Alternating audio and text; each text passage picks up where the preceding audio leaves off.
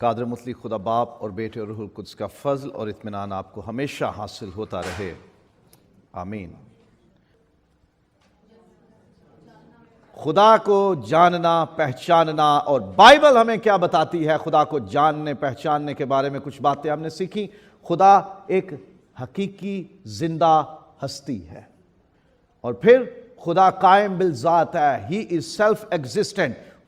خدا ازلی اور ابدی ہے، اور خدا لامحدود ہے، خدا لا تبدیل ہے، خدا میں طاقت ہے سب کچھ کرنے کی، اور خدا کائنات کو بنانے والا ہے۔ خدا سب کچھ جانتا ہے، وہ چیزوں کو ہونے سے پہلے جانتا ہے۔ خدا مجھے اور آپ کو جانتا ہے، خدا حالات کو جانتا ہے۔ تو نے مجھے جانچ لیا، مجھے پہچان لیا، تو میری خوابگاہ کی چھان بین کرتا ہے، تو میرا اٹھنا بیٹھنا جانتا ہے، تو میرے خیالوں سے کو دور ہی سے پرکھ لیتا ہے، اور تو ہمارے دلوں اور گردوں کو جانچتا ہے۔ خدا کی آنکھیں بنی آدم کو دیکھتی اور اس کی پلکیں اسے جانچتی ہیں۔ خدا اپنے علم سے سب کچھ جانتا ہے کہ کیا ہونے والا ہے۔ ہم خدا کے حافظے سے کچھ ختم نہیں کرا سکتے کہ کوئی گال نہیں، خدا بھول گیا ہوئے گا۔ خدا کچھ بھولتا نہیں ہے، خدا کو سب یاد ہے، اور خدا مستقبل میں ہونے والی باتوں کو پہلے سے جانتا ہے۔ ہاں، ایک چیز ہے جس کے بارے میں اس نے کہا ہے کہ میں پھر کبھی یاد نہ کروں گا، میں تیرے گناہوں کو پھر کبھی یاد نہ کروں گا۔ جو توبہ کر لیتا ہے اور معافی مانگ لیتا ہے، خدا اس کے گناہوں کو معاف کر دیتا ہے اور کہتا ہے میں تیرے گناہوں کو پھر کبھی یاد نہ کروں گا۔ It's never too late. کوئی گناہ اس وقت پریشان کر رہا ہے نا، ذہن میں آ جاتی ہے، ارے میں نے تو یہ کیا۔ یہی وقت ہے نجات کا، قبولیت کا، یہی دن ہے، یہی گھڑی ہے۔ معافی مانگ لے، توبہ کر لے، آئندہ نہ کرنے کا ارادہ کرے، وہ گناہ معاف ہو جائے گا اور پھر کبھی خدا یاد نہیں کرے گا۔ لیکن خدا سب کچھ جانتا ہے، ہمارے دل کے ارادے اور خیال جانتا ہے، اور وہ ہماری سچویشن جانتا ہے، ہمارے حالات جانتا ہے۔ خدا ہم سے دور نہیں بیٹھا ہوا۔ جو بیرون ملک کام کرتے ہیں ان کے گھر والوں کو نہیں پتا ہوتا کہ کس دکھ سے گزر رہے ہیں، ہے نا؟ ان کو نہیں پتا ہوتا کہ ہم 12-14 گھنٹے بھی کام کرتے ہیں۔ ابھی بھائی پیٹر بتا رہے تھے کہ صبح کا گیا، آدھی رات کو واپس آیا۔ کل پریئر نائٹ میں بھی نہیں آ سکے، اس سے پہلے کوائر پریکٹس میں بھی کہہ رہے ہیں، اور میرے دل میں بڑا اس بات کا ملال تھا۔ انہوں نے آ کے میرے ساتھ اس بات کو شیئر کیا۔ خداوند ان کی مجبوری جانتا ہے کہ کام پہ گئے، چھٹی نہیں ملی، صبح کا گیا بندہ، آدھی رات کو واپس آیا، کتنے گھنٹے بن گئے؟ گھر والے نہیں جانتے، خدا جانتا ہے۔ خدا جانتا ہے آپ کے حالات، آپ کی محنت، آپ کی مشقت، آپ کے دکھ، آپ کی تکلیفیں، آپ کی پریشانیاں، آپ کی ضرورتیں جانتا ہے خدا۔ بھروسہ رکھیں کہ وہ سب کچھ جانتا ہے۔ ہم اکثر کہتے ہیں تانوں کی پتا، تمہیں کیا معلوم، لیکن خدا کو سب معلوم ہے۔ خدا ہر جگہ موجود ہے۔ اگر میں پر لگا کر آسمان پر بھی چڑھ جاؤں تو وہاں تو بھی ہے۔ سمندروں پار جا اترا، سمندر کے پار بھی چلا جاؤں تو تو وہاں بھی ہے۔ تیری روح سے بچ کے میں کہاں جاؤں؟ خدا ہر جگہ موجود ہے۔ کوئی جگہ دنیا میں ایسی نہیں کہ جہاں خدا موجود نہ ہو۔ ہم سانس لے رہے ہیں، ہوا کون سی ہے روبن بھائی جسے ہم اندر لیتے ہیں؟ آکسیجن۔ سب کو پتہ آکسیجن لیتے ہیں۔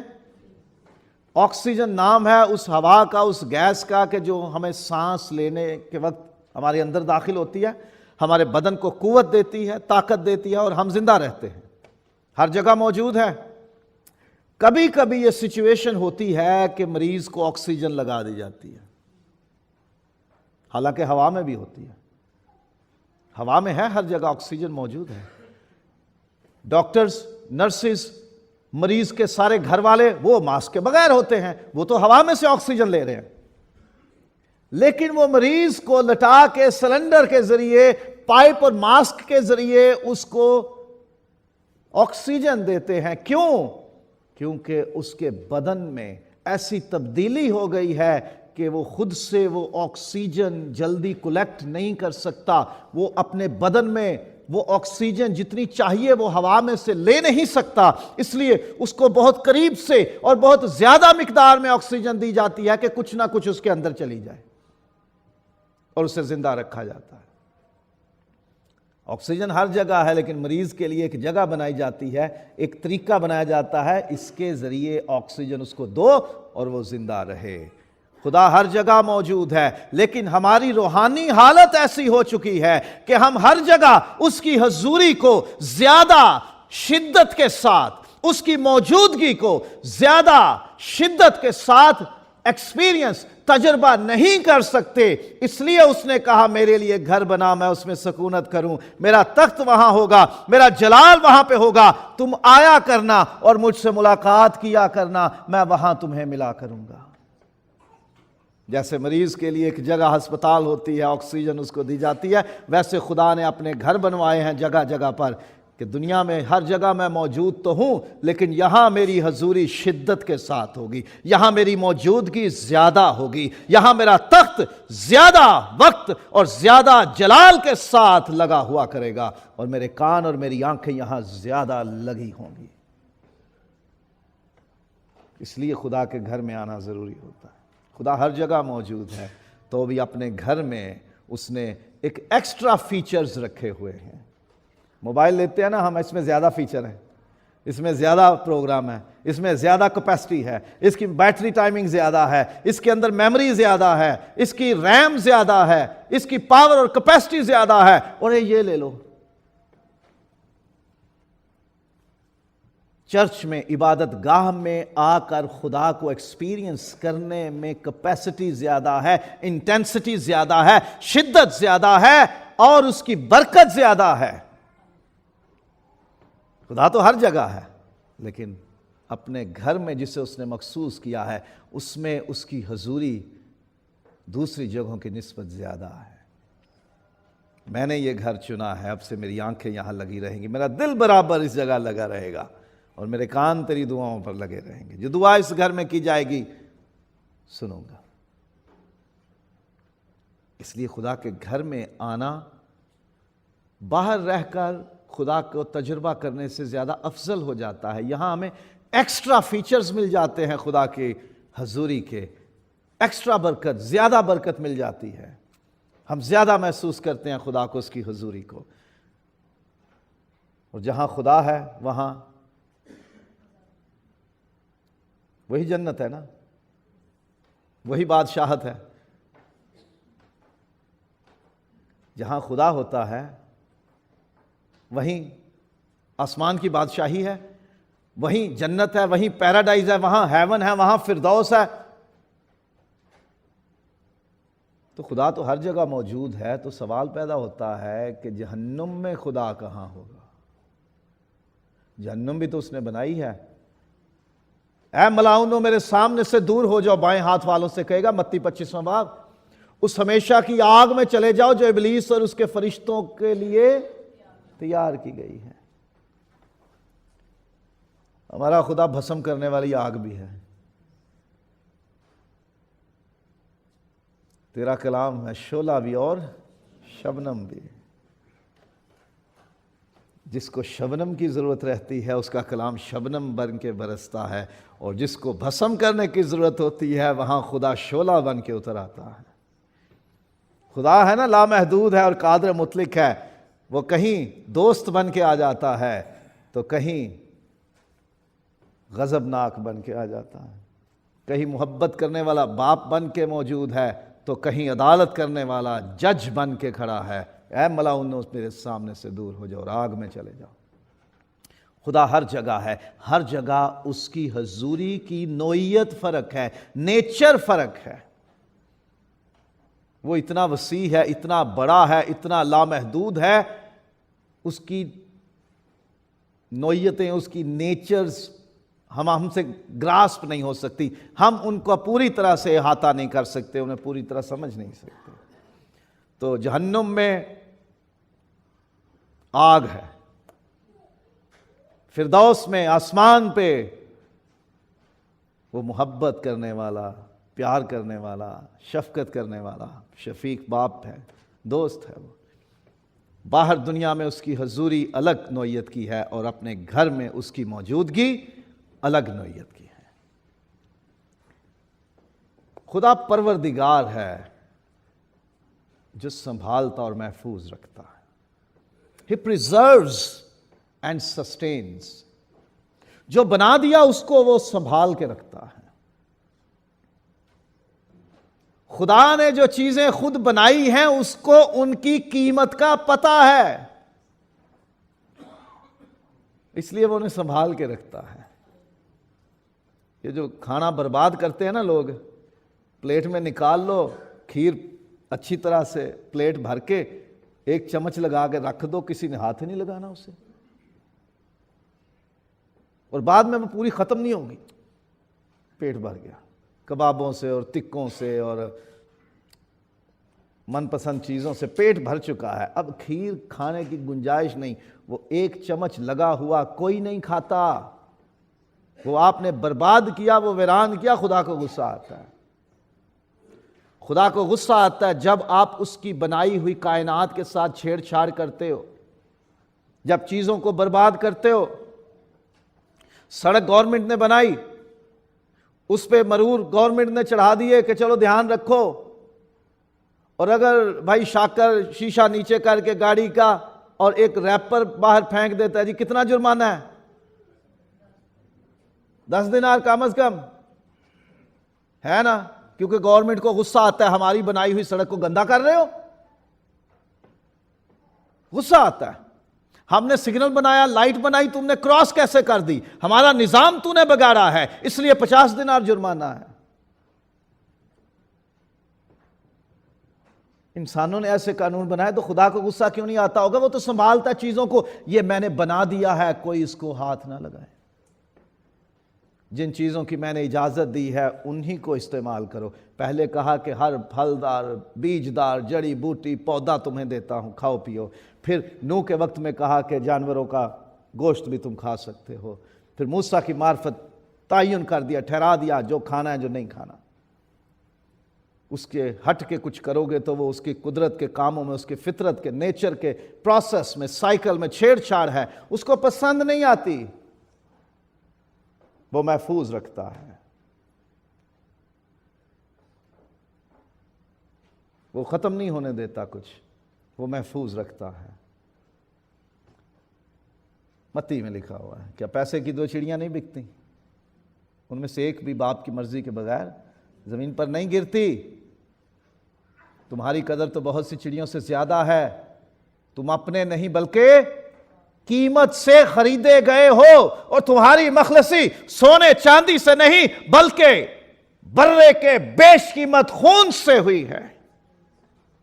ہم تو بہت قیمتی ہیں، تو ہمیں کیوں نہ سنبھالے گا؟ ہمیں کیوں نہ محفوظ رکھے گا؟ ہمیں کیوں نہ پریزرو اور سسٹین رکھے گا؟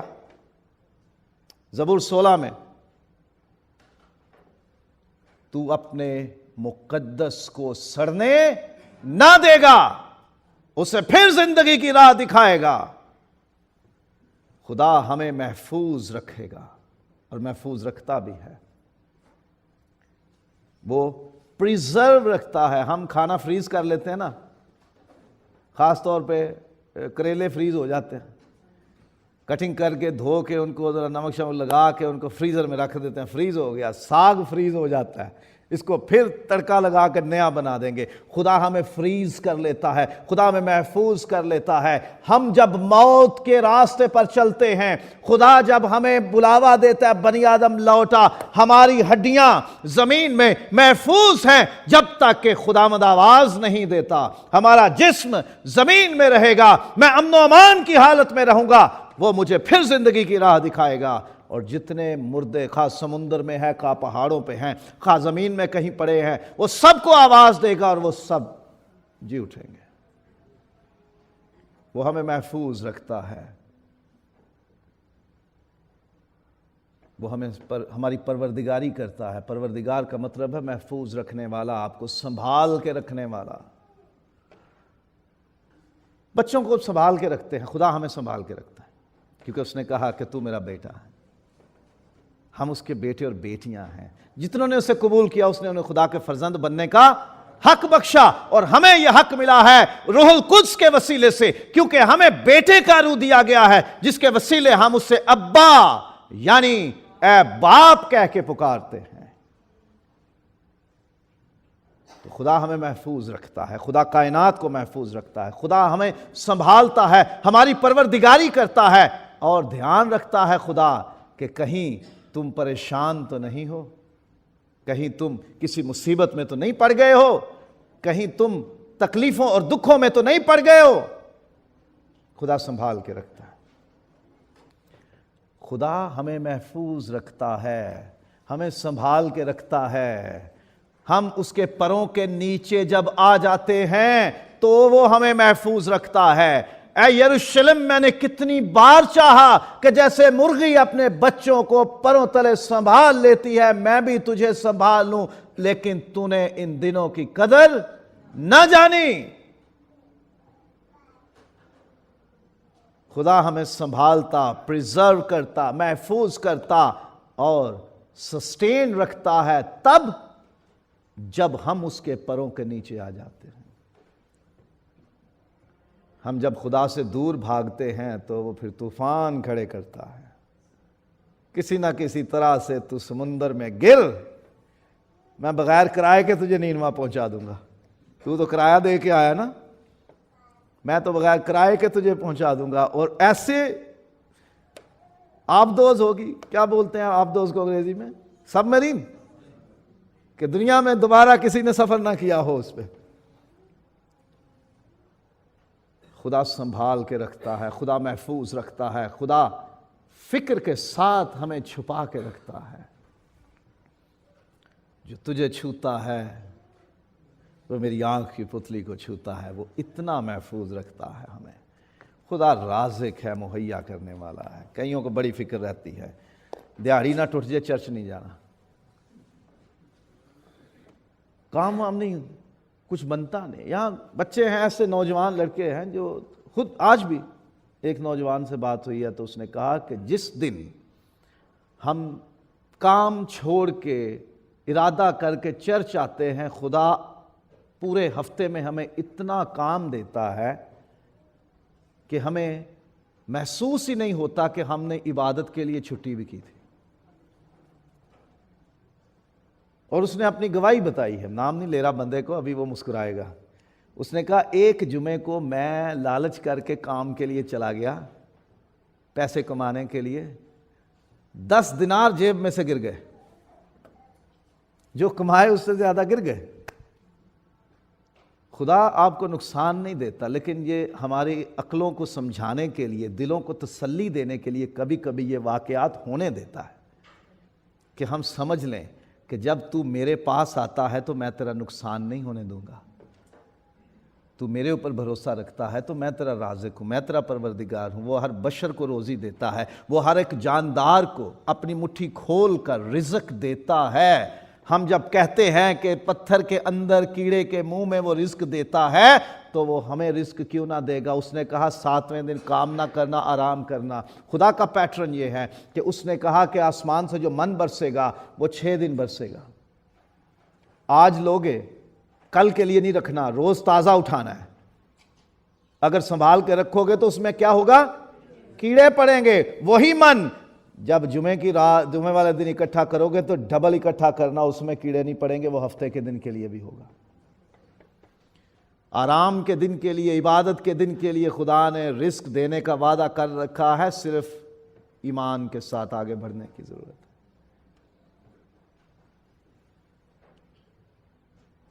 جب کوشش کریں گے ہم، جب رزق کی تلاش میں نکلیں گے، خدا راستے کھولے گا اور خدا اتنا رزق دے گا کہ کمی نہ آئے گی۔ تو میری عبادت کرنا، تب میں تیرے روٹی اور پانی پر برکت بخشوں گا۔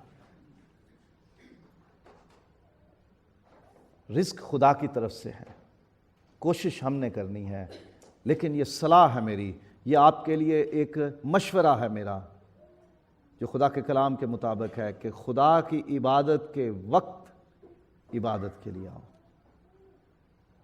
اور خدا سے یہ درخواست کرو، خدا مجھے عبادت کے لیے وقت چاہیے، رزق روٹی کا معاملہ تیرے ہاتھ میں ہے، وہ تو نے دینا ہے۔ خدا ضرور وقت پر ہر چیز مہیا کرتا ہے، وہ ہر ایک مخلوق کو رجاتا ہے، سیر کرتا ہے، ان کی ضرورتیں پوری کرتا ہے۔ خدا پاک ہے، خدا قدوس ہے۔ یہ میری سمجھ، میرے فہم کے مطابق قدوس اور مقدس میں میں جو فرق سمجھتا ہوں، قدوس اور مقدس میں جو سمجھتا ہوں، ہو سکتا ہے کہ کوئی اہل زبان مجھے غلط کہہ دیں، لیکن یہ میری رائے ہے جو میں نے سیکھا اور سمجھا ہے۔ مقدس وہ ہے کہ جسے پاک کیا گیا ہو، مقدس وہ ہے جسے پاک اور الگ کیا گیا ہو۔ خدا قدوس ہے، جس سے پاک ہونے کی ضرورت نہیں، وہ خود اپنی ذات میں پاک ہے، اور اگر کوئی ناپاکی اس کے قریب جائے اور منت کرے کہ تو قدوس قدوس قدوس ہے، تو وہ اسے بھی پاک کر دیتا ہے۔ اسی لیے وہ 12 برس سے جس کو خون جاری تھا وہ چھونے کے لیے گئی تو ہمارا خداوند ناپاک نہیں ہوا، یسوع ناپاک نہیں ہوا، جبکہ شریعت کہتی ہے کہ ایسی حالت میں عورت ہو، مرد ہو، وہ جس کپڑے پہ بیٹھے وہ کپڑا ناپاک، جس برتن کو چھوئے وہ برتن ناپاک، جس بستر پہ سوئے وہ بستر ناپاک۔ لیکن خداوند کو اس عورت نے جب چھو لیا، اس کے لباس کو چھوا، تو نہ یسوع ناپاک ہوا، نہ اس کی پوشاک ناپاک ہوئی، بلکہ کیا ہو گیا؟ وہ عورت خود پاک ہو گئی۔ کوئی بھی بچہ گندگی میں لپٹا ہوا ہو، گھر میں داخل ہو، تو ماں صدقے ماں واری کر کے گلے نہیں لگا لیتی، اس کو دیکھتی دور کھڑا ہو، چل واش روم میں کپڑے اتار، ابھی تیری دھلائی صفائی کرتے ہیں، ابھی پہنا کے بھیجے تھے تجھے۔ جب تک وہ واش روم میں دھل نہیں جاتا، اس کو گھر کے دوسرے حصوں میں آنے کی اجازت نہیں ہوتی۔ خدا پاک ہے۔ ہم گندگی میں جب گر جاتے ہیں گناہ کی وجہ سے، ناراستی سن کی وجہ سے، تو خدا چاہتا ہے کہ ہم پاک ہو جائیں۔ پاک صرف وہ کر سکتا ہے جب اس کے قریب آئیں گے،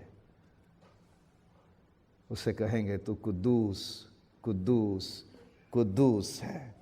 یسایہ 6 باب ہی میں لکھا ہوا ہے کہ جب میں نے خدا کا جلال دیکھ لیا تو میں نے کہا،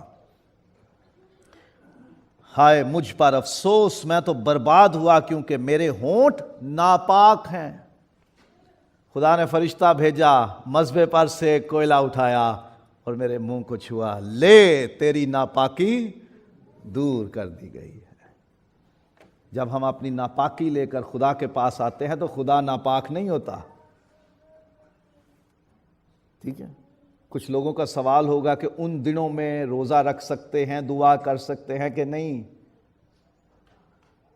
خدا قدوس ہے، وہ ناپاک ہوتا نہیں ہے، وہ ناپاکی کو پاکیزگی میں تبدیل کر دیتا ہے۔ اس لیے آپ جسمانی حالت میں کسی میں بھی ہیں کہ جو قدرتی طور پر ہے، جو خدا نے ہمارے جسموں میں ایسا سسٹم بنا دیا ہے کہ جس میں ہم خود کو سمجھتے ہیں کہ ہم ان دنوں میں شاید ناپاک ہیں، آپ سمجھ رہے ہیں سارے یہ بات، ان دنوں میں دعا کلام سے دور نہ ہو۔ ہمارا خدا ناپاک نہیں ہوتا اور ہمارا کلام بھی ناپاک نہیں ہوتا۔